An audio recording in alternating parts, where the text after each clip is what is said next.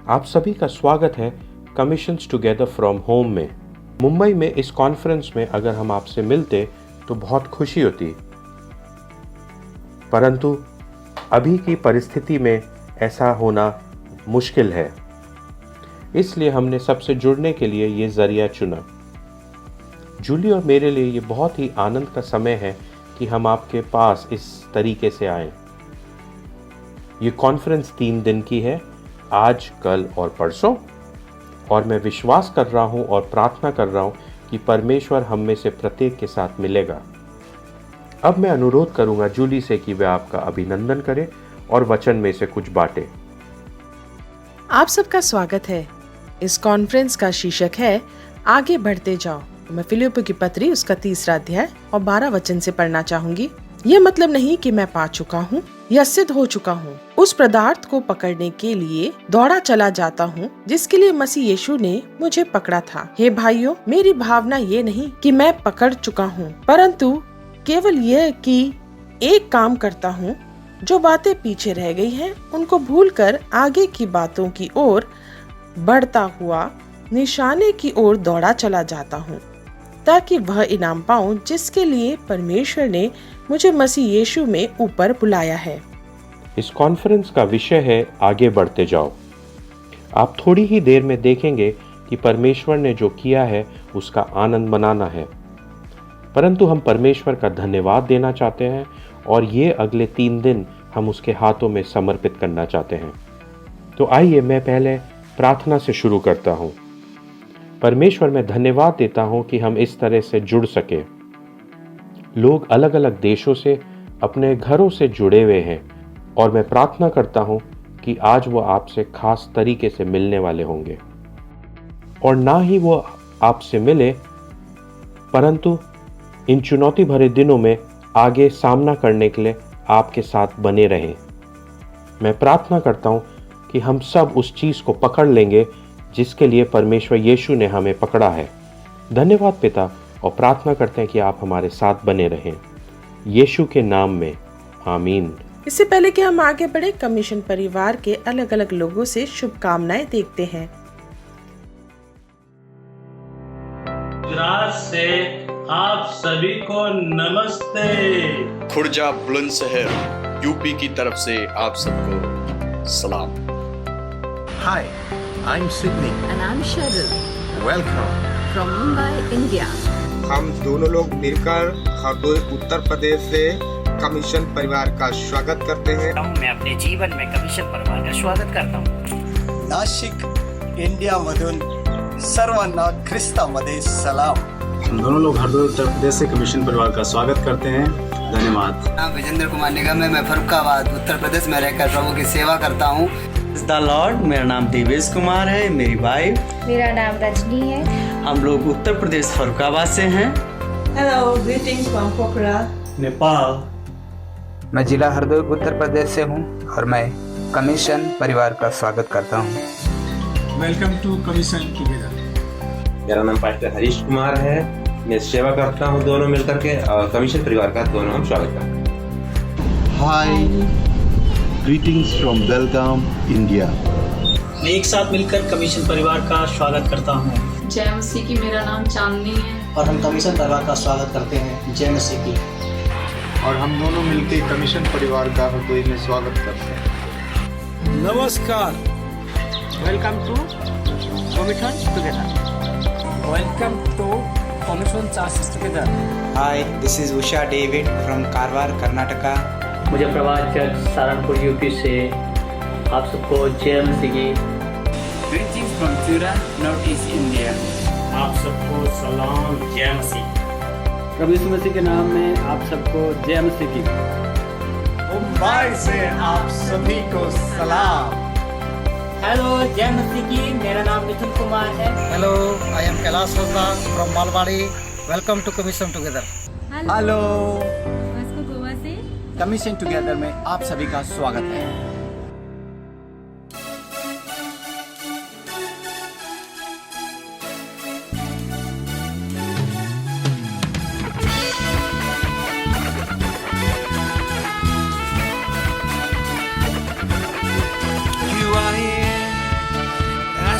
to what you are writing on our praise, being thrown over everything. You are seated in our praise. This is prophetic, I can feel it in the air. We lift our praise and you change the atmosphere. With hearts open now, everybody singing out. Oh, oh, oh, turn it up, this sound of praise. Make it louder than any other. Oh, lift him up and shout his name over all.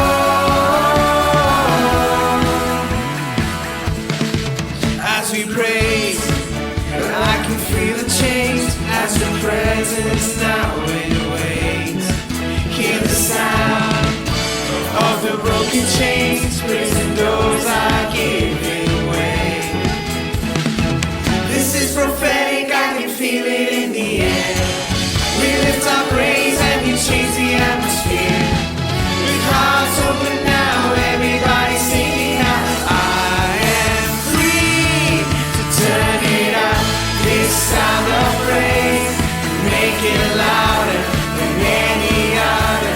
Oh, lift him up and shout his name over all. Turn it up, this sound of praise. Make it louder than any other. Oh, lift him up and shout his name over all.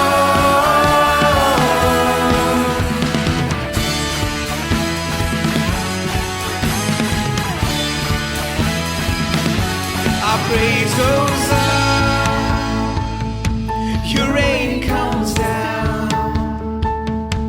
Our praise goes up, your rain comes down.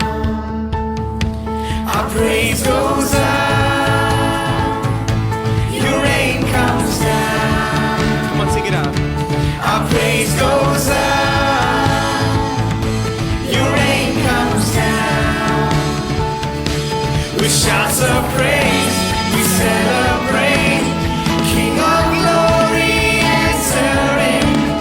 You are riding on our praise. Oh, turn it up, this sound of praise. Make it louder than any other. Oh, lift him up and shout his name over all. Turn it up, this sound of praise. Make it louder than any other. Oh, lift him up and shout his name over all.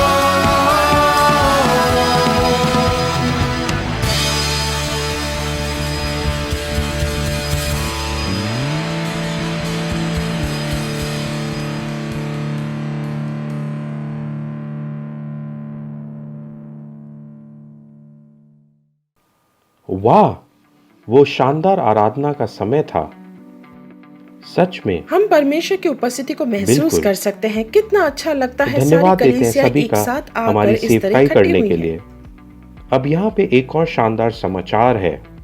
हम परमेश्वर से प्रार्थना कर रहे थे और विश्वास कर रहे थे।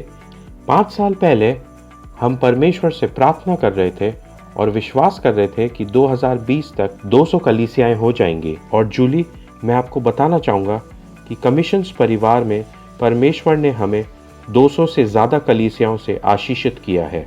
219। ये बहुत खुश हैं। और मैं सोचता हूँ कि जब वेंडी ने इस कॉन्फ्रेंस की विषय के बारे में सोचा था, हाँ, हम एक स्थान पर पहुँच चुके हैं, परंतु हम सिर्फ यहीं ठहरे रहना नहीं चाहते, पर हम परमेश्वर पर विश्वास कर रहे हैं कि आगे आने वाले 10 वर्षों में परमेश्वर 1000 नई कलीसियाएं स्थापित करेगा। मैं जानता हूँ ये बहुत बड़ा है, परंतु जब हमने 200 कलीसियाओं के बारे में सोचा था तो वो भी एक विश्वास का कदम था। और कई लोगों की प्रार्थना और सच्ची मेहनत के कारण हम ये कर पाए। और इसलिए मैं धन्यवाद देना चाहता हूँ हर एक उस व्यक्ति के लिए जिसने हम में विश्वास किया और हम ये कर पाए। धन्यवाद आपकी प्रार्थनाओं के लिए और आपकी उदारता के लिए। परमेश्वर आपको आशीष दे। और अब हम 1000 चर्चेज अगले 10 साल में पाने का सपना देख रहे हैं। परमेश्वर आपको आशीष दे। और अब हमारा सपना है 1000 कलीसियाएं अगले 10 साल में। आमीन और आमीन। आइए हम एक वीडियो अब देखें जिसमें पिछले कुछ सालों की झलकियों को हम देखने पाएंगे। आइए हम वो वीडियो देखते हैं। 2020 खत्म होने से पहले हमारा लक्ष्य था कि हम 200 कलीसिया तक पहुंच पाएं। पिछले साल 2019 की कॉन्फ्रेंस में हमने जानकारी दी थी 99 कमीशन कलीसिया के बारे में। इस साल हम बहुत ही आनंदित हैं ये बताते हुए कि हम 200 से ज़्यादा कलीसिया का परिवार बन चुका है। Hallelujah, praise the Lord. मैं अत्यंत ही आभारी हूँ उन कलीसियाओं के लिए जिन्होंने काम किया और साथ ही साथ जो टीम्स उनके पास गई और दोनों ने मिलकर साथ में एक शानदार काम किया और हम लक्ष्य तक पहुंच पाए। हम चाहते थे कि इसका आनंद हम एक साथ मिलकर व्यक्तिगत रूप से बनाएं, परंतु वर्तमान स्थिति के कारण हम ऐसा नहीं कर पाए। और 5 नवंबर को हम इन सारी नई कलीसियाओं के अगुओं के साथ प्रार्थना में मिले और एक दूसरे के साथ बांटा, जो कि बहुत ही आनंदित समय था। और कुछ ही क्षणों में इन नए अगुओं से हम कुछ सुनने पाएंगे। आइए हम सुनते हैं। प्रभु आपको आशीष दे। मैं रॉबिन्सन कश्मीर काठमांडू से। जब मैं फैमिली अच्छी तरह से बना सकता हूँ तो मैं मंडली अच्छी तरह से बना सकूँगा। जॉन ब्रदर और सिडनी ब्रदर से मिला तब मुझे बहुत कुछ सीखने को मिला। जो कमीशंस का एम से जो चीज़ स्थापना हो, स्टैब्लिश करना, ये सब हम लोग मिलकर कर सकते हैं। मैं सुशांतो विश्वास बांग्लादेश से हूँ। कमीशंस परिवार का भाग बन के मैं बहुत ही आनंदित हूँ। कमीशंस परिवार का जो सहायता करने का एटीट्यूड है उसको देख के मैं बहुत ही प्रभावित हुआ हूँ। पिछले साल प्रेरिताई के अगुवे बांग्लादेश आए थे और उन्होंने हमारे स्थानीय अगुओं को ट्रेन किया था। हमारी 12 कलीसियाएं और कई छोटी मंडलियां भी हैं। प्रभु यीशु के सामर्थी नाम में आप सभी को सलाम। मैं डेनिस शंकर बांग्लादेश से हूं। मैं बहुत ही खुश हूं कमीशंस परिवार का भाग बन के। एक बात जिसने मुझे सकारात्मक रूप से प्रभावित किया है कमीशंस फैमिली के बारे में कि वो निरंतर अलग अलग ट्रेनिंग कार्यक्रम हमारे अगुओं के लिए रखते हैं। Praise the Lord. मैं पास्टर साइमन खुशी के साथ, बहुत से गर्व के साथ मैं आपको कमीशन के हर एक लीडर्स, हर एक फैमिली मेंबर्स को बहुत ही धन्यवाद कर रहा हूँ। और क्योंकि इन 3-4 सालों में हमने जैसे आपके साथ सहभागिता किया, आपके साथ हमने जैसे एक रिश्ता बनाया, तब से हमारे चर्च, हमारे कलीसिया आत्मिक रूप से और आगे बढ़ रहा है। और मैं कहना चाहता हूँ जब से हमने कमीशन के साथ जुड़ा है तब से हमने सीखा है कि कैसे प्रभु में आगे बढ़े, कैसे सेवा में आगे बढ़े, कैसे हम कलीसिया स्थापना करने में आगे बढ़े। मेरा नाम दिवेश कुमार है और मैं बिहार राज्य से हूँ और ये मेरी पत्नी स्मिता कुमारी है। बिहार और झारखंड की कलीसिया एवं सहकर्मी की ओर से आप सबको जय मसीह की। मैं कमीशन परिवार के साथ मिलकर सेवकाई करना चाहता हूं, क्योंकि मैंने कमीशन परिवार में मैंने परमेश्वर में समर्पित परमेश्वर का महान दास पास्टर रंजीत एवं कमीशन परिवार को बाइबल की सच्चाई के आधार पर अगुवाई करने वाले पास्टर बीनू को पाया, जो दरअसल उन्होंने भारत एवं अन्य देशों के हर कोने में परमेश्वर की कलीसिया स्थापना करने की बोझ लिया है। इस महान कार्य से मैं बहुत ही प्रभावित हूँ। सभी को जय मसीह की। मैं योगेश लाल मेरठ उत्तर प्रदेश से, और मैं प्रभु को धन्यवाद करता हूँ कि उन्होंने मुझे कमीशन टीम के साथ सेवा करने का अवसर दिया। इसके लिए प्रभु को धन्यवाद करता हूँ। जो मैंने देखा उनका मसीह यीशु में प्रेम, जो भाईचारे का प्रेम है, वो उनके जीवन से प्रकट होता है और वो हमें अच्छा लगा है। और हमने ये महसूस किया कि हम साथ मिलकर एक और बड़े क्षेत्र में और बड़े एरिया में हम लोग कार्य करने पाएंगे। मैं pastor Jaipal Singh from state UP Khurja से। मैं वास्तव में परमेश्वर का धन्यवाद करता हूं कि इन दिनों में हम कमीशन के साथ बहुत कुछ सीख रहे हैं। हमारी टीम एक्साइटेड है। परमेश्वर का धन्यवाद। मैं यही कहना चाहूँगा कि हम इस प्रदेश में हम मिलकर परमेश्वर के राज्य की बढ़ोतरी के लिए कांधे से कांधे मिलाकर हम सेवा कर सकें। मधुर मीठे नाम में आप सभी को जय मसीह की। मैं संजीवा लाल फरकाबाद से, और प्रभु ने अवसर दिया कि एक बड़े बड़े ग्लोबल एक संस्था के संग, कमीशन परिवार के संग जुड़ने का परमेश्वर ने अवसर प्रदान किया कि हम जो यूपी के छोटे से क्षेत्र में सेवा कर रहे थे, लेकिन अब हम कमीशन के संग मिलकर यूपी के क्षेत्र में सेवा कर रहे हैं, जिसके जरिए हम परमेश्वर के राज्य को इस यूपी के हर एक गाँव, हर एक शहर, हर एक मोहल्ले तक पहुँचाने में। मैं अमित कुमार, सहारनपुर यूपी से। हम परमेश्वर का धन्यवाद करते हैं कमीशन चर्च के इस प्यार के लिए जो हमने उनके बीच में मसीह यीशु के नाम में पाया, और इस परिवार के साथ जुड़ते हुए में बड़ा आनंद महसूस हो रहा है, क्योंकि सच में हम एक साथ मिलकर, एक साथ चलकर परमेश्वर की देह को जो कलीसिया है उसकी प्रगति के लिए आगे बढ़ेंगे।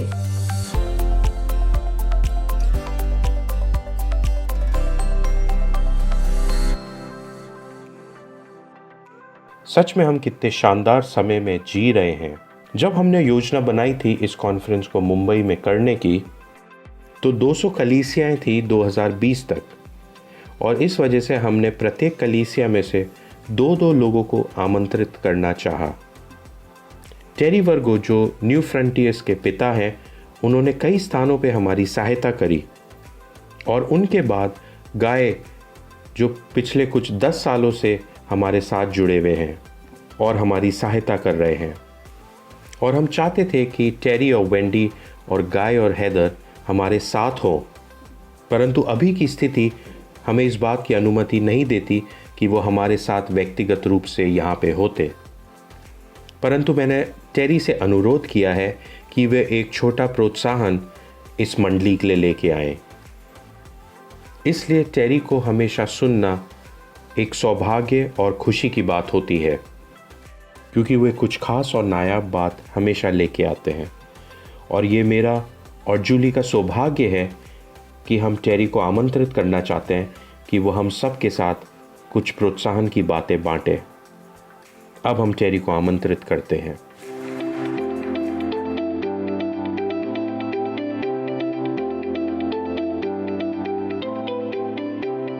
हेलो आप सभी को। वेंडी और मैं बड़ी इच्छा रख रहे थे आपसे नवंबर कॉन्फ्रेंस में व्यक्तिगत रूप से मिलने के लिए, पर हम इस तरह ऑनलाइन जुड़ के भी बहुत आनंदित हैं, और मैं विश्वास करता हूं कि मेरे वचन के द्वारा परमेश्वर आपसे बातचीत करेगा। और हमारी ग्लोबल सभा में हमें भारत से कई शुभ संदेश आए, जिसे पाकर हम बहुत ही खुश हुए। और परमेश्वर का वचन जो हमें इब्रानी 6 और 12 में मिलता है, जो इस कॉन्फ्रेंस के थीम के साथ में भी मेल खाता है, और वहां ऐसा लिखा है, ताकि तुम आलसी ना हो जाओ, वरन उनका अनुकरण करो जो विश्वास और धीरज के द्वारा प्रतिज्ञाओं के वारिस होते हैं, कि तुम आलसी ना हो जाओ।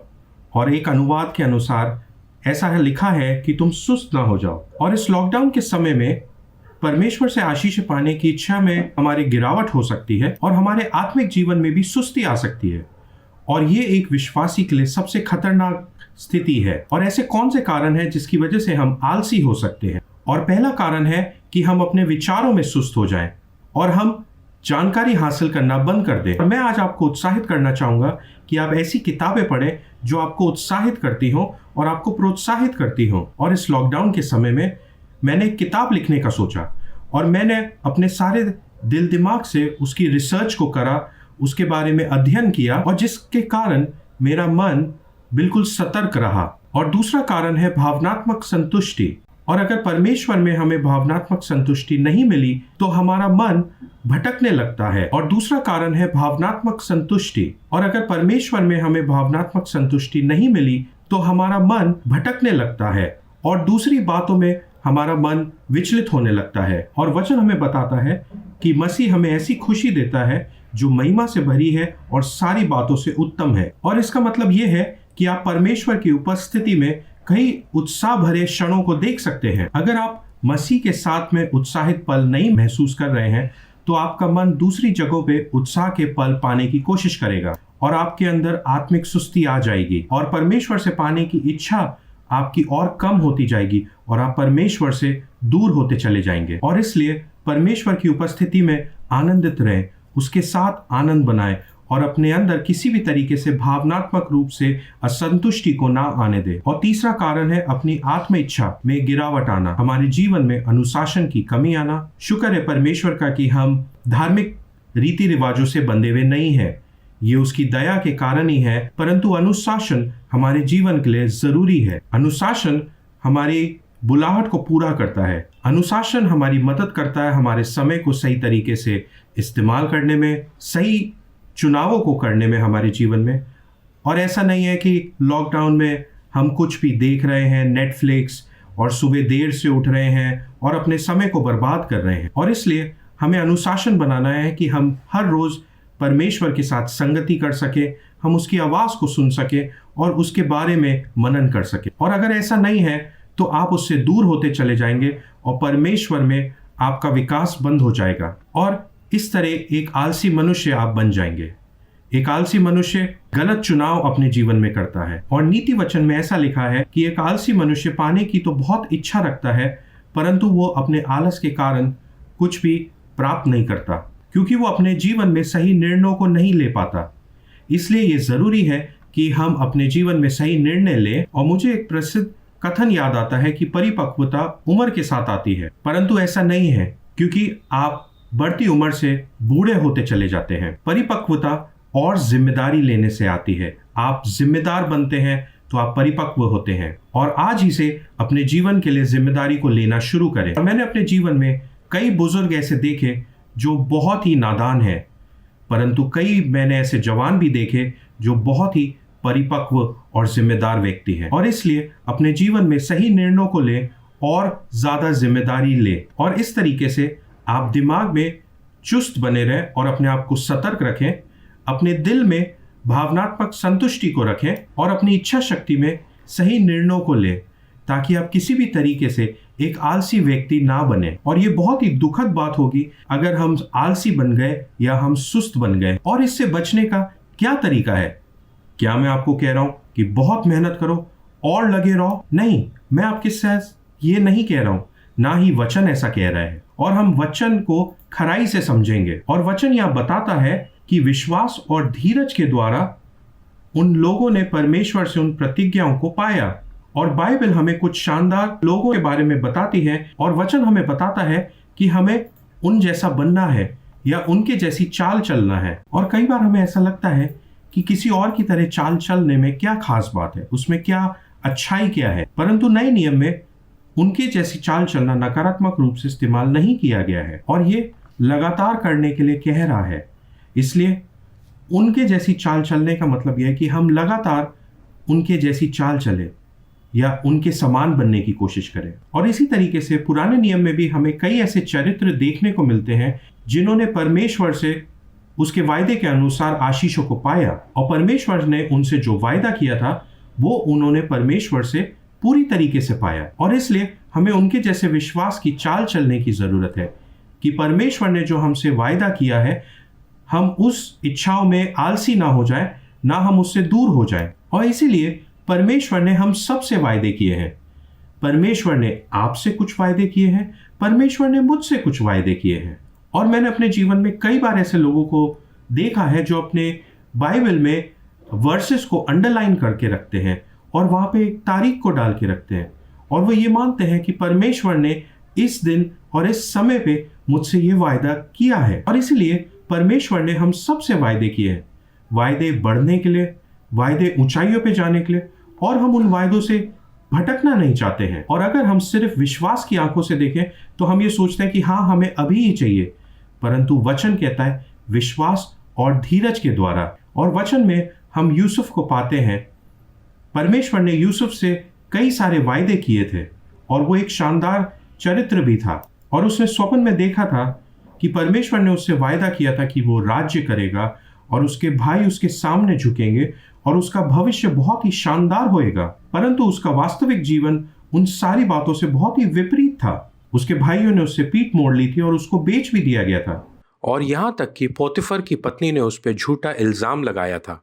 और ऐसा लग रहा था कि जीवन की प्रत्येक परिस्थिति उसे परमेश्वर के उन वायदों से दूर लेती जा रही है। और फिर हम देखते हैं कि यूसुफ जेल में है और जीवन की सबसे दुर्दशा वाली स्थिति में वो पड़ा हुआ है, और वहां पे उसके साथ दो और कैदी उसको मिलते हैं, और उन दोनों कैदियों ने भी एक स्वप्न को देखा, और वो यूसुफ के पास आए और उन्होंने बताया कि हमने भी एक स्वप्न देखा। अगर मैं यूसुफ की जगह होता तो मैं शायद ऐसा कहता, मैंने भी एक स्वप्न देखा था और आज मैं कारागृह में हूँ। परंतु यूसुफ ने उसको ऐसा जवाब नहीं दिया और उसने कहा, तुम मुझे अपना स्वप्न बताओ। और मैं सोचता हूँ कि मैं उसे ये कहता, शानदार, तू अभी भी परमेश्वर पे विश्वास रखता है। और वो अभी भी परमेश्वर पे विश्वास रखता था। और फिर वहां का जो फरो था उसने भी एक स्वप्न को देखा, और जो भी प्रतिज्ञा परमेश्वर ने यूसुफ से करी थी वो सब पूरी हो गई, और वो मिस्र का प्रधानमंत्री बन जाता है। और इसी प्रकार हम दाऊद की भी कहानी को देखते हैं, और दाऊद के जीवन में भी सब कुछ गलत होता जा रहा था। शुरू में तो सब कुछ बहुत अच्छा था,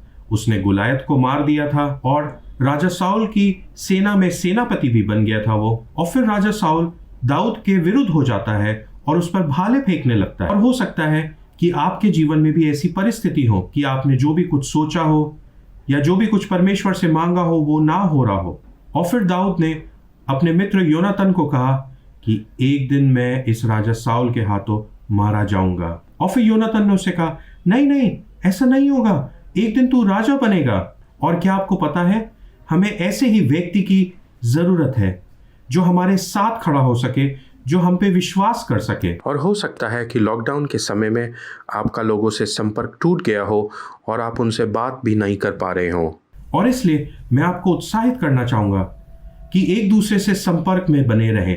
अपने फोन को उठाएं और अपने भाई को फोन करें और उससे बातचीत करें।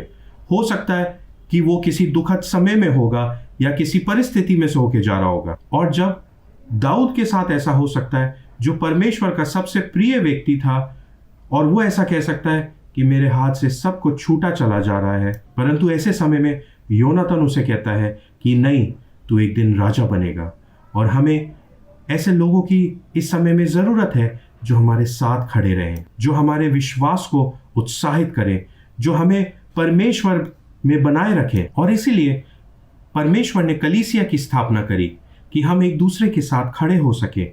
और कलीसिया इस समय में एक दूसरे के साथ खड़ी होती है कि हम एक दूसरे को उत्साहित कर सके, एक दूसरे को हम आशीषित कर सके, ताकि हम परमेश्वर के उन वायदों को अपने हाथ से छूटने ना दे।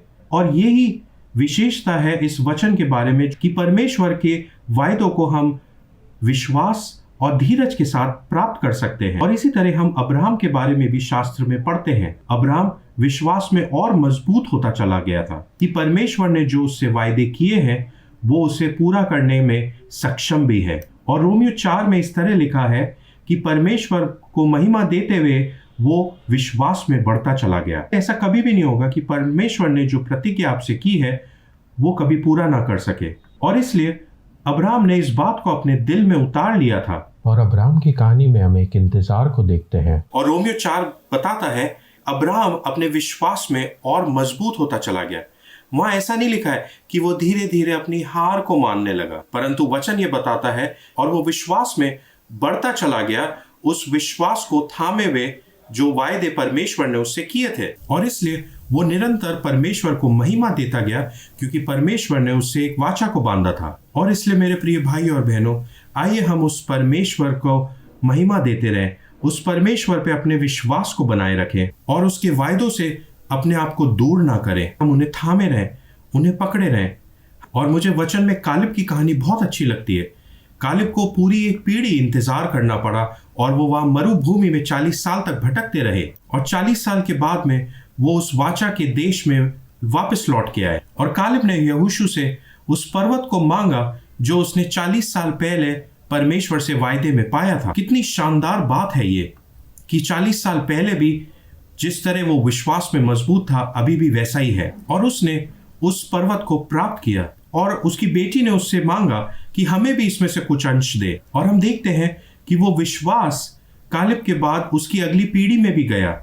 और मैं ये प्रार्थना करता हूं कि परमेश्वर हमारी सहायता करे कि हम उस विश्वास को अपनी अगली पीढ़ी को भी देने वाले हो सकें। और कई वर्षों पहले मैं ब्राइटन में सेवा कर रहा था और वहां पे सभा के लिए हम एक बहुत बड़े वेयर हाउस को खरीदने की कोशिश कर रहे थे। और हमें उसके लिए वहां पे बहुत सारा काम करना था, बहुत सारी धनराशि को भी जमा करना था। और पूरे साल में हमारे 3 उपहार के दिन होते थे और हमने प्रार्थना करी परमेश्वर से और प्रत्येक उपहार के दिन हम 1 लाख पाउंड जमा कर सके। और सावन के उपहार के दिन हमने 1 लाख पाउंड जमा किया और इसी तरह ग्रीष्म के उपहार के दिन भी हमने 1 लाख पाउंड जमा किया और बसंत के उपहार वाले दिन हमने 81,000 जमा किया। और मैंने परमेश्वर को धन्यवाद दिया।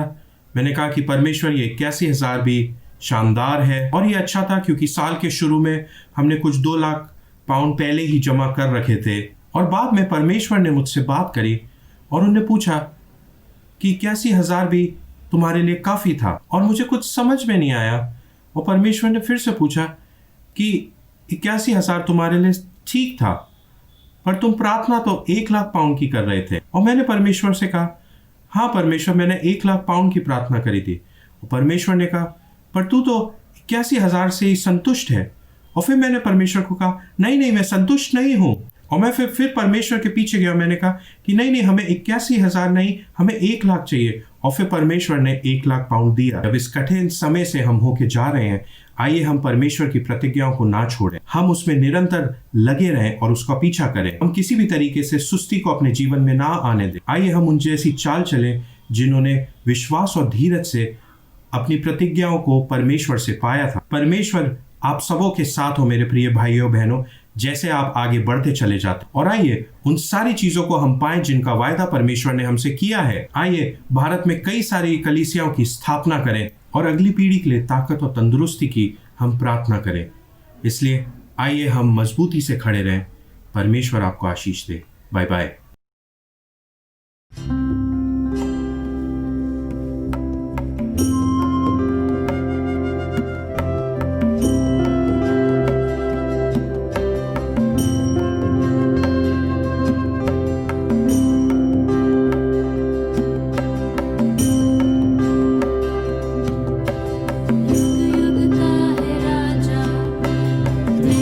विनाशी प्रभु, मान महिमा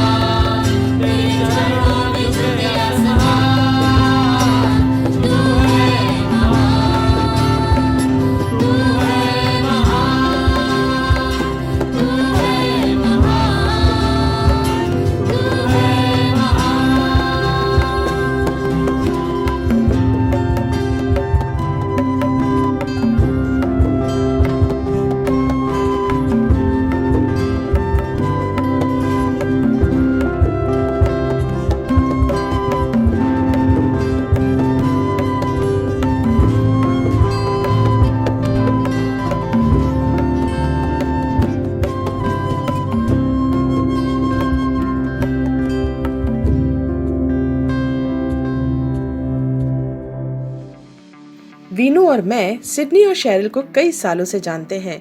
सिडनी लिविंग वर्ड चर्च में एक एल्डर है और उनकी प्रेरिताई की टीम में भी शामिल है। ये हमारा सौभाग्य है कि हम सिडनी का परिचय यहाँ पर दे रहे हैं।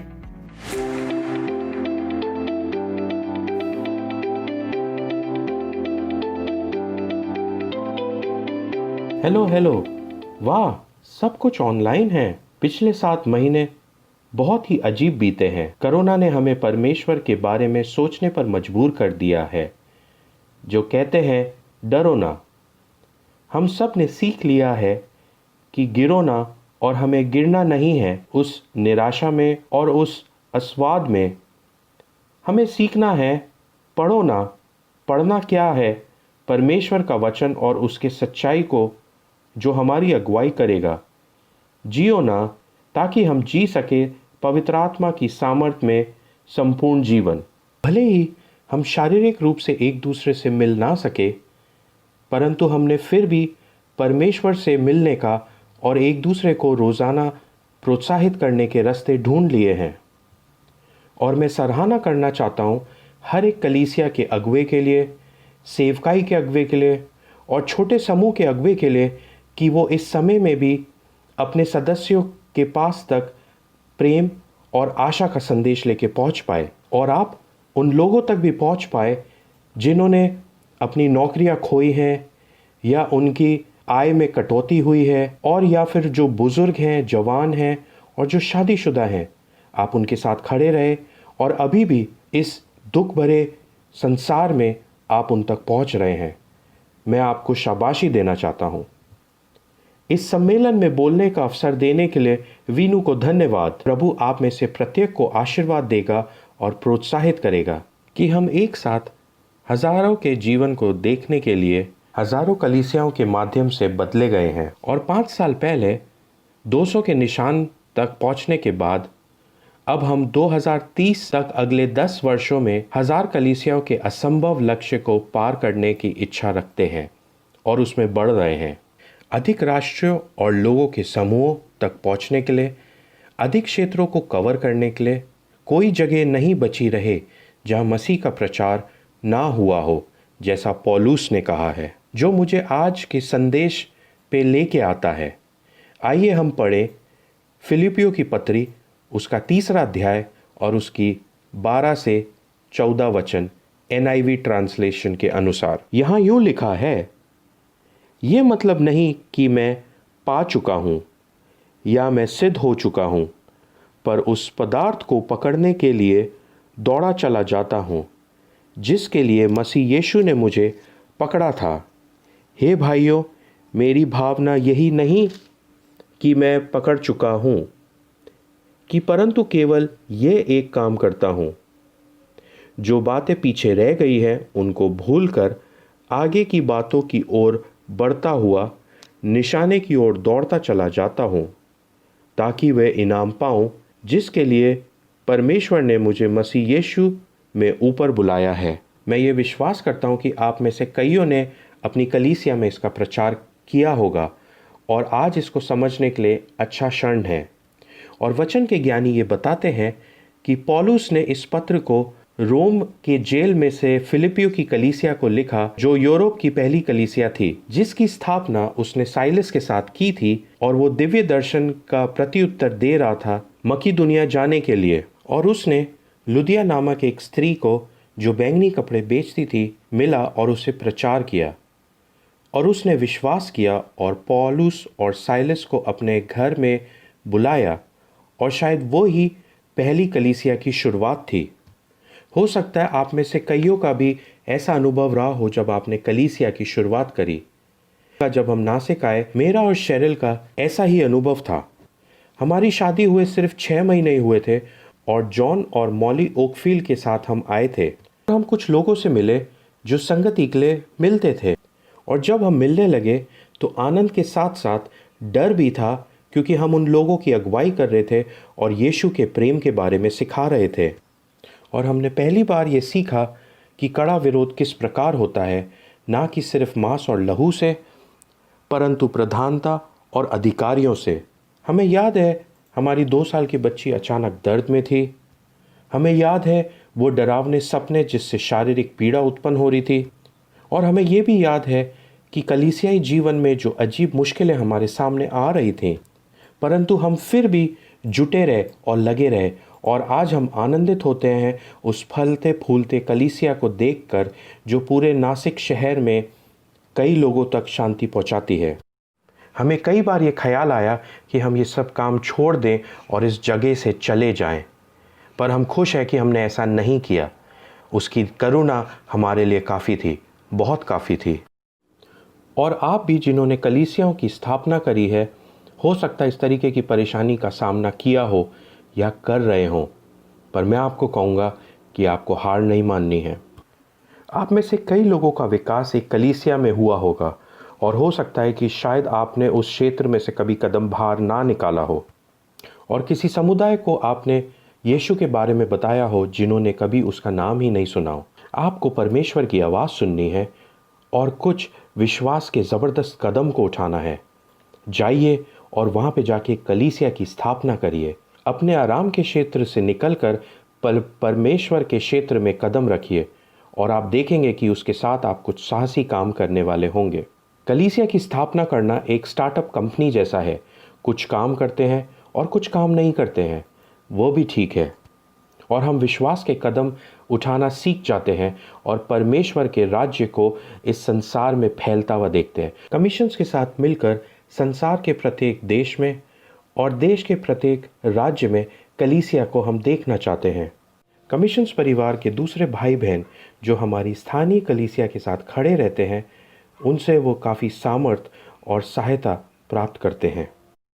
पौलुस और फिलिप्पी कलीसिया की ओर वापस रुख करते हुए हम ये देखते हैं कि इस पद से जो विषय सामने आता है वो ये है कि हमें निरंतर आगे बढ़ते रहना है, हमें अगले कदमों को लेना है, हमें रुकना नहीं है परंतु आगे की ओर चलते जाना है। पौलुस 3 स्वाभाविक विचार हमारे सामने रखते हैं: लक्ष्य, भूल जाना और दृढ़ बने रहना। आइए अब इन तीनों विचारों को हम अलग अलग देखते हैं। एक बार अंग्रेज मूर्तिकार हेनरी मोर से एक सवाल पूछा गया कि अब तो आप 80 साल के हो चुके हैं, तो जीवन का रहस्य क्या है, क्या आप बता सकते हैं? मोर थोड़ा रुके और मुस्कुराते हुए उन्होंने जवाब दिया, जीवन का रहस्य आपके पास एक काम करने में है, एक ऐसा काम जो आप जिंदगी भर करते हैं, एक ऐसा काम जो जीवन के प्रत्येक मिनट हर दिन आप करते रहते हैं। और सबसे महत्वपूर्ण बात यह है कि ये वो काम है जो आप आसानी से नहीं कर सकते। मुझे उनका ये कथन बहुत ही पसंद है क्योंकि वो एक लक्ष्य की बात कर रहे हैं, एक ऐसा लक्ष्य जो नामुमकिन है यीशु के बिना। विश्वास बहुत ज़रूरी है। प्रभु यीशु पे विश्वास रखना, पवित्र आत्मा की अगुवाई पर विश्वास रखना, क्योंकि अगर ऐसा है तो आपका जीवन उत्साह से और साहसी कार्यों से भर जाएगा। फिलिपियों की पत्री में हम देखते हैं कि पौलुस एक खास प्रकार के लक्ष्य की बात कर रहे हैं। पौलुस ने नए नियम की काफ़ी किताबें लिखी हैं, परंतु नए नियम की किताबें लिखना उसके जीवन का मुख्य मकसद नहीं था। पौलुस ने सुसमाचार का प्रचार भी खूब किया। पौलुस ने सुसमाचार प्रचार भी किया, परंतु सुसमाचार प्रचार करना उनके जीवन का मुख्य लक्ष्य नहीं था। पौलुस ने कई कलीसियाओं की भी स्थापना करी, परंतु वो भी उसके जीवन का मुख्य उद्देश्य नहीं था। तो पौलुस के जीवन का मुख्य लक्ष्य क्या था? पौलुस अपने जीवन के कुछ शानदार अनुभव और बातचीत परमेश्वर के साथ कर रहा था। वह अनुभव शारीरिक अनुभव के बाहर थे जो कि वो समझा नहीं सकता था। क्या वो किसी प्रकार का ज्ञान था? वह सपनों की बातें कर रहा था और नई जगहों पे बुला रहा था।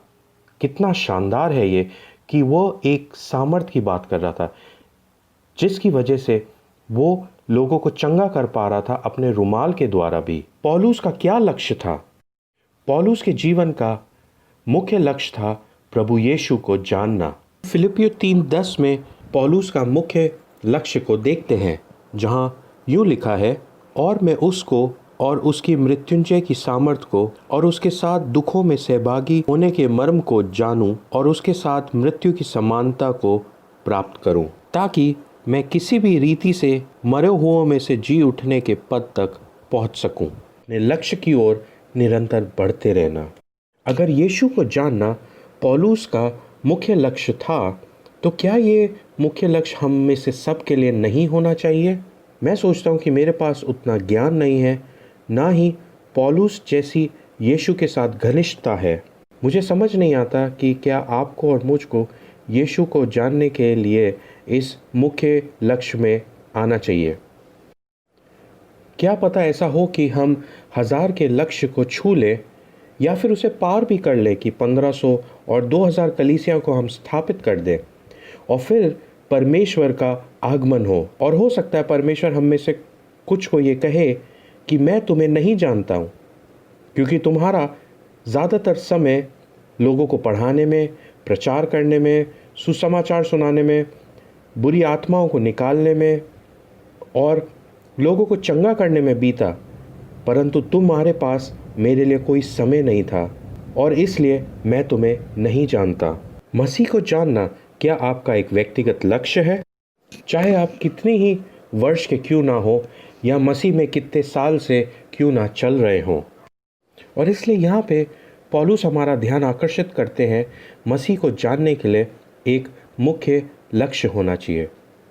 परंतु दूसरी जगह वो दूसरा लक्ष्य हमें बताते हैं। क्या है दूसरा लक्ष्य परिवार के लिए? क्या आपके पास परिवार के लिए एक लक्ष्य है? उत्पत्ति 2 और उसके 24 और 25 वचन में इस प्रकार लिखा है, और इस प्रकार पुरुष अपने माता और पिता को छोड़कर अपनी पत्नी के साथ मिलकर रहेगा और वो एक तन बने रहेंगे। और आदम और उसकी पत्नी दोनों नंगे थे पर लज्जित ना थे। माता पिता को छोड़कर अपने जीवन साथी के साथ शारीरिक, मानसिक और आत्मिक रूप से एक हो जाना परमेश्वर का लक्ष्य है आपके विवाह के लिए। काफ़ी वर्षों तक परिवार, जीवन साथी, बच्चे और रिश्तेदार मेरी प्राथमिकता सूची में बहुत नीचे थे और मैं पूरी तरीके से गलत था। मैं अपने आप को लूका 14 और उसके 26 वचन के पीछे छुपा लिया करता था कि मैं ऐसा मानता था कि मेरा प्रेम मेरे परिवार के लिए और मेरे बच्चों के लिए पूरे तन, मन और प्राण और शरीर से नहीं है, वो तो सिर्फ परमेश्वर के लिए है। इस कारण मैंने बहुत समय खो दिया और मैंने अपने जीवन में एक कठिन शिक्षा पाई। क्या आपके लिए आपका परिवार एक लक्ष्य है? आप अपने परिवार के बारे में क्या सपने देखते हैं? आप अपनी शादीशुदा जीवन के बारे में क्या सपने देखते हैं? अगर आप शादीशुदा हैं या आपकी शादी जल्दी होने वाली है, तो मैं आपको चेतावनी देना चाहता हूँ, समय बहुत जल्दी से निकल जाएगा और सोचेंगे ये सारे साल कहाँ चले गए। हम आज ऐसे समय में रह रहे हैं। मसीह ने जैसा प्रेम कलीसिया से किया, वैसा ही प्रेम हमें परिवार से करना है। ऐसा हमारा लक्ष्य होना चाहिए, जो कि हमें इफिसियों 5:32 में देखने को मिलता है। एक कलीसिया परिवारों का परिवार है और उसमें प्रत्येक परिवार बहुत खास और ज़रूरी है। क्या आप शादीशुदा जोड़ों की सहायता कर रहे हैं कि उन्हें अपना विवाह किस तरह बनाए रखना है? एक विशेषज्ञ ने कहा है, शादियों का टूटना प्रेम की कमी के कारण नहीं होता, परंतु उस कौशल के कारण कि हम कैसे शादी बनाए रखें। मैं आपको उत्साहित करना चाहूँगा कि अपनी शादी को और अपने परिवार को आप अपना लक्ष्य बनाएं। कुछ लोगों के लिए अकेला रहना भी एक लक्ष्य हो सकता है। तो आपका क्या लक्ष्य है? कलीसिया के लिए क्या लक्ष्य हो सकते हैं? क्या आपकी कलीसिया के पास कोई लक्ष्य है? क्या उनके पास कोई दर्शन है जिसको पूरा करने के लिए इस जीवन में परमेश्वर ने बुलाया है? और मुझे ये समझने में 3 साल लगे और उसके बाद हमने एक यात्रा को शुरू किया। मैं विश्वास करता हूँ कि हर एक कलीसिया एक परिवार है और परमेश्वर ने उस परिवार को स्थापित किया है कुछ खास करने के लिए, जो कि एक कलीसिया है। और परमेश्वर टीम में से एक मुख्य अगुवे को चुनता है अपने काम को पूरा करवाने के लिए। आइए उसके लिए और उसके अगुवे साथियों के लिए निरंतर प्रार्थना करते रहें। परमेश्वर अपने लोगों को मिस्र की बंधुआई से छुड़ाना चाहता था तो उसने एक मनुष्य का चुनाव किया जो कि मूसा था। परमेश्वर अपने लोगों को वाचा के देश में लेके आना चाहता था तो उसने यहोशू का चुनाव किया। सारा संसार एक परिवार के द्वारा आशीषित होए और ऐसा करने के लिए परमेश्वर ने अब्राहम को चुना। परमेश्वर ने पौलुस को बुलाहट दी थी अन्य जातियों के बीच में काम करने के लिए, वहीं पतरस को यहूदियों के बीच में सेवकाई करने के लिए बुलाहट थी। विलियम कैरी को भारत की बुलाहट थी तो हडसन टायलर को चाइना की बुलाहट थी। अंडमान में नग्न आदिवासियों के बीच में सेवकाई के लिए उसने किसी और को बुलाया था। परमेश्वर ने आपको किसके लिए बुलाहट दी है? आपकी कलीसिया को किसके लिए बुलाहट दी है? क्या आपके पास वो है जिसके लिए आप एक समुदाय या कलीसिया हैं?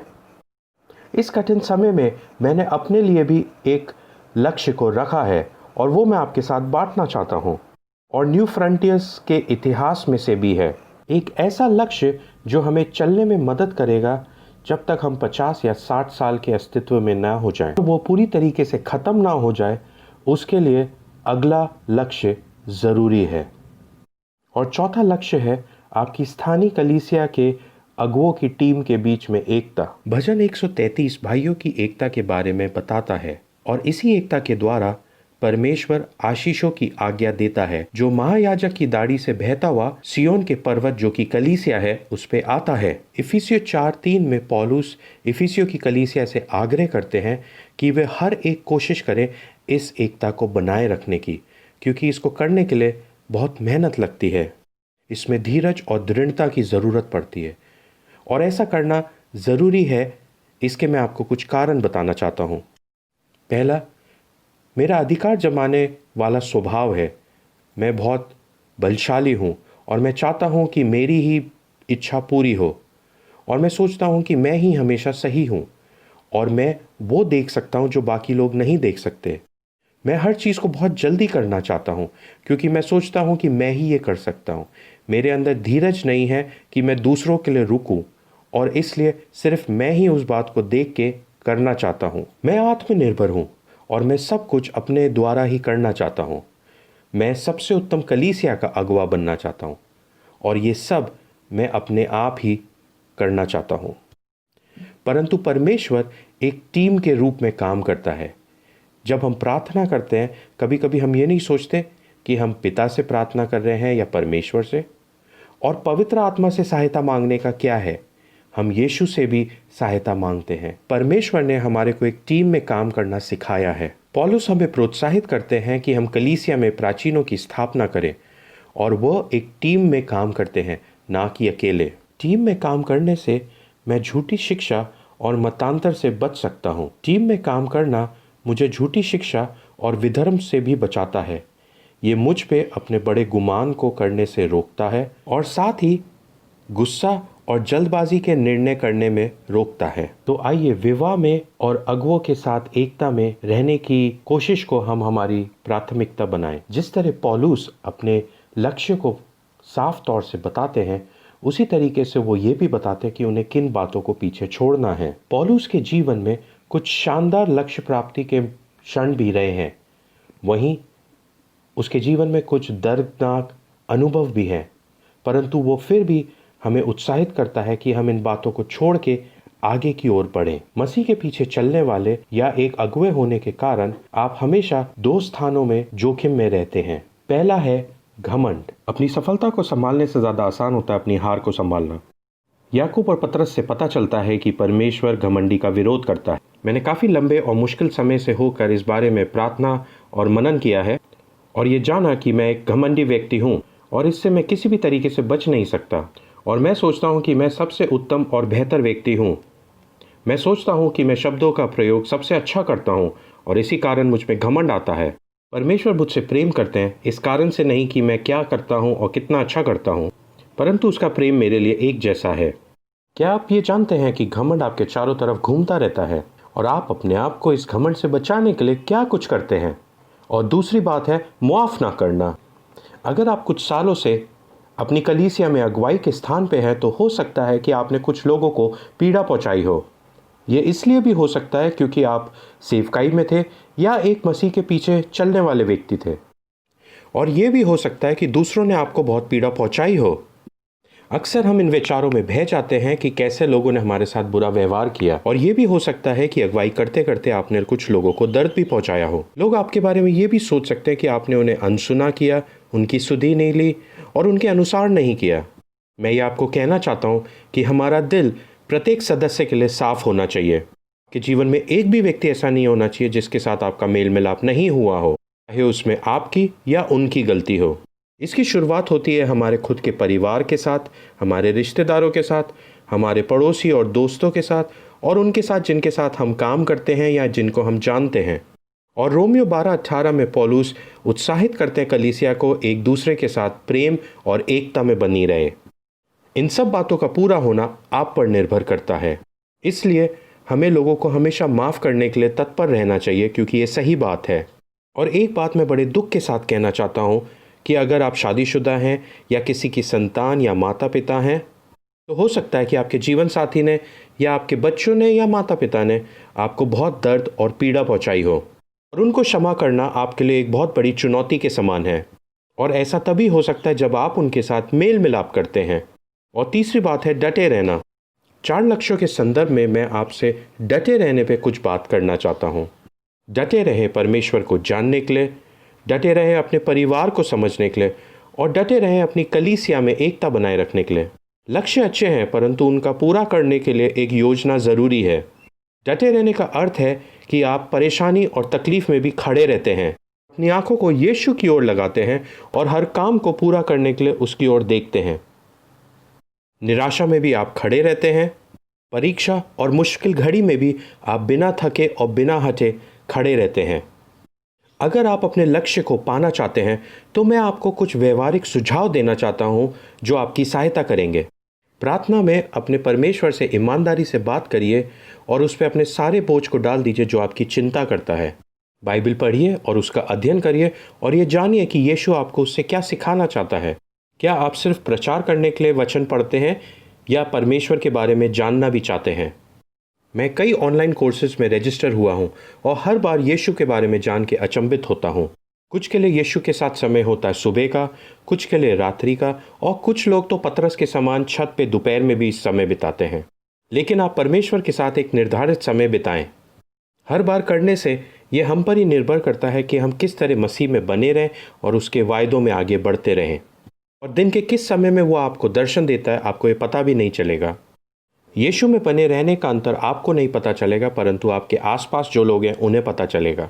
जैसे मूसा के चेहरे पे परमेश्वर का अनुग्रह चमका और सब लोगों ने ये देखा। दूसरा, अपने जीवन साथी को सप्ताह में एक दिन ज़रूर दें। हमारी शादी के 15 साल तक मेरी पत्नी ने इस समय का इंतज़ार किया।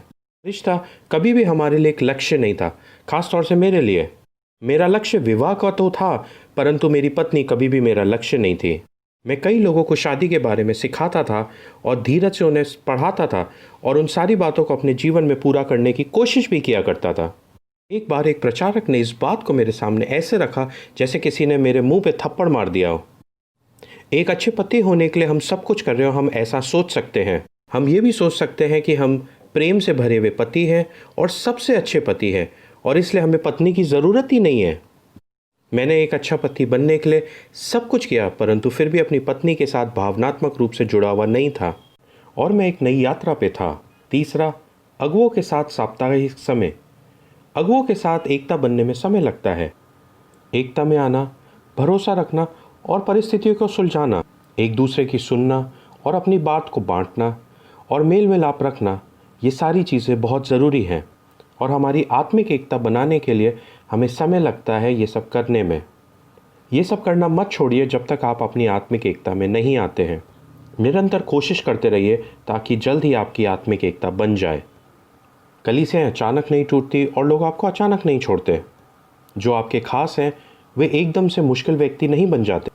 ऐसे कई सारे कलीसिया में उदाहरण हैं जहाँ पे खास काम करने वाले लोग पीछे हट जाते हैं और कलीसियाएँ टूट जाती हैं। इसलिए मेहनत करिए और प्रेम और शांति में बने रहिए और एक दूसरे के साथ बात करते हुए, सहायता करते हुए अपनी एकता को बनाए रखें। अंत में मैं पौलुस के समान आपसे एक निवेदन करना चाहता हूँ।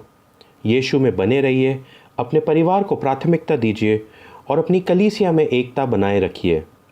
और हम डटे हुए हैं 2030 तक 1000 और नई कलीसिया स्थापित करने के लिए, परंतु उसमें हमारी दृष्टि परमेश्वर से नहीं हटनी चाहिए, हमारे परिवार से नहीं हटनी चाहिए और हमारी अगुवाई की एकता बनी रहनी चाहिए। अब मैं एक कहानी के साथ समाप्त करना चाहूँगा।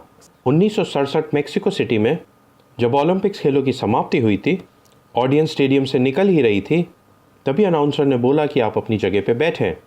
पुलिस के गाड़ियों के साथ में नीले रंग की गाड़ियां भी आ रही थी एक व्यक्ति के लिए रास्ता बनाते हुए जो प्रवेश कर रहा था स्टेडियम में, और उसका नाम था जॉन स्टीफन एक्वारी। आखिरी धावक आ चुका था और मेडल भी बंट चुके थे। फिर जॉन एक्वारी इतनी देरी से क्यों आया? जैसे ही एक्वारी स्टेडियम में आया, जब एक्वारी स्टेडियम में आया तो लोग उसे देखकर बेचैन हो उठे क्योंकि वो खून में लथपथ था। दौड़ की शुरुआत में ही वो गिर गया था और उसकी वजह से उसके सर और घुटने में बहुत चोटें लगी थी और दूसरे धावक उसके ऊपर दौड़ कर निकल गए थे। फिर भी वो अपने पैरों पे खड़ा हुआ और दौड़ने लगा और श्रोताओं ने उसका उत्साह बढ़ाया और वो फिनिश लाइन तक पहुंचा और अपनी दौड़ ख़त्म करी। उसके बाद उसको एक अस्पताल लेके जाया गया और अगले दिन एक पत्रकार उससे मिला और उसने पूछा कि इतने घायल होने के बावजूद भी वो क्यों दौड़ता रहा था, ऐसी हालत में उसे दौड़ने की क्या ज़रूरत थी। और एक्वारी ने उसे जवाब दिया, मेरे देश ने मुझे 11,000 किलोमीटर दूर दौड़ को शुरू करने के लिए नहीं बल्कि ख़त्म करने के लिए भेजा है। इसी समान मसीह ने भी हमें दौड़ ख़त्म करने के लिए बुलाया है, और ये मैं हमेशा करता हूँ। जो बीत गया उसे भूल जाता हूँ और जो आगे आने वाला उस ओर अपना ध्यान को लगाता हूँ, ताकि वो इनाम पाऊँ जिसके लिए मसीह ने मुझे ऊपर की ओर बुलाया है।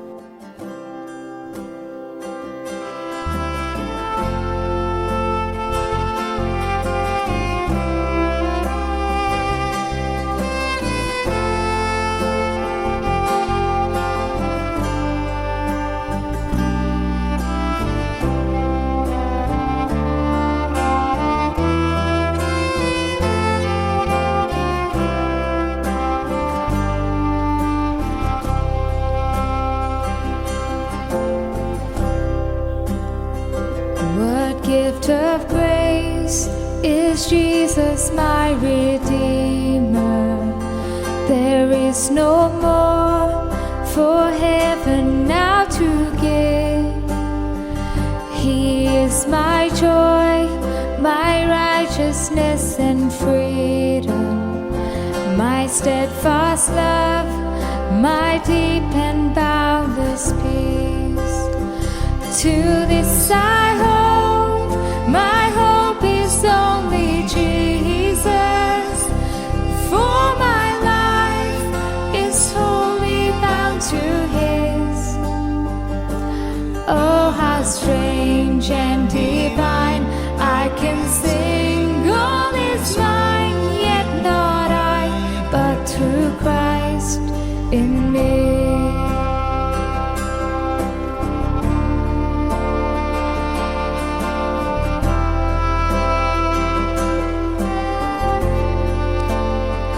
The night is dark, but I am not forsaken, for by my side the Savior, He will stay. I labor on in weakness and rejoicing, for in my need His power is displayed. To this I hold, my shepherd will defend me. Through the deepest valley He will lead. Oh, the night has been won, and I shall overcome, yet not I, but through Christ in me.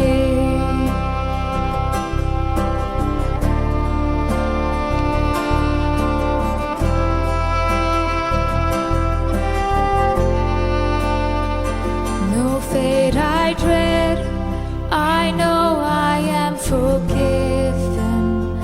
The future sure, the price it has been paid. For Jesus bled and suffered for my part. And he was raised to overthrow the grave. To this I hold, my sin has been defeated. Jesus now and ever is my plea. Oh, the chains are released, I can sing, I am free, yet not I, but through Christ in me.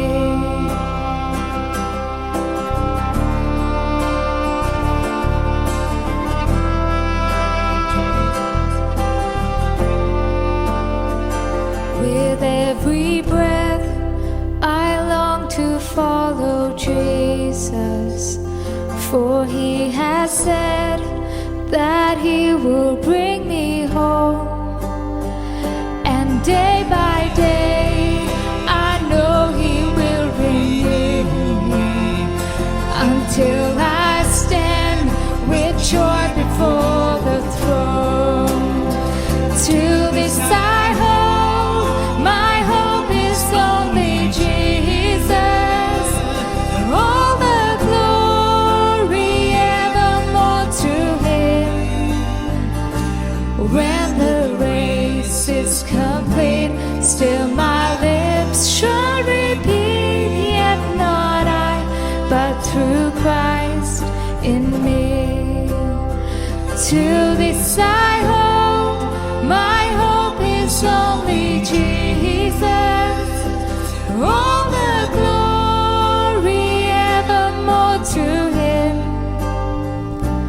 When the race is complete, still my lips shall repeat, yet not I, but through Christ in me.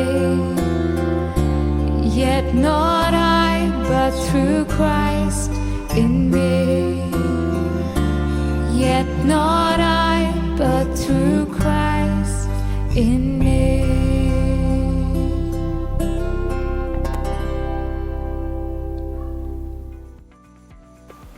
वाह, क्या शानदार वचन था। Sydney, आपका बहुत बहुत धन्यवाद डटे रहने पे जो आपने शानदार व्यवहारिक संदेश हमके साथ बांटा है। एक बार फिर आपका धन्यवाद। कितना शानदार पहला दिन रहा है, सचमुच ये शानदार है। और मैं आपसे कहना चाहता हूँ कि आगे के 2 दिन इससे भी ज़्यादा शानदार होने वाले हैं। आप क्या कहती हैं जूली? सचमुच। और हम परमेश्वर पे विश्वास कर रहे हैं कि ये कॉन्फ्रेंस एक शानदार कॉन्फ्रेंस होने वाली है। सो एक बार फिर धन्यवाद आप सभी का जुड़ने के लिए। और मैं एक प्रार्थना करूंगा और उसके बाद हम समाप्त करेंगे। परमेश्वर, हम आपको धन्यवाद देते हैं एक शानदार दिन देने के लिए। धन्यवाद देते हैं कि आपने हमें इस काबिल बनाया कि हम यहाँ पे इन सब चीज़ों का आनंद ले सकें और उन चीज़ों में विकास करने के लिए जो आपने हमें सिखाई है। प्रत्येक व्यक्ति को आशीषित करे जो आज यहाँ जुड़ा है। और हम प्रार्थना करते हैं कि अगले 2 दिनों में और भी कई ज़्यादा लोग यहाँ पे जुड़ेंगे और आशीष पाएंगे। धन्यवाद पिता, यीशु के नाम से, आमीन।